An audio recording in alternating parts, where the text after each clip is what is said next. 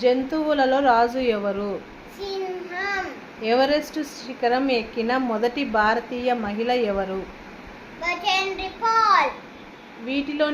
నీటిలో నివసించే జీవరాశుల పేర్లు చెప్పండి.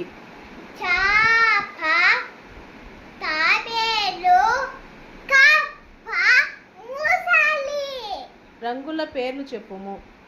ఎరుపు, నలుపు, పసుపు, తెలుపు. అమ్మను ఏమని పిలుస్తారు?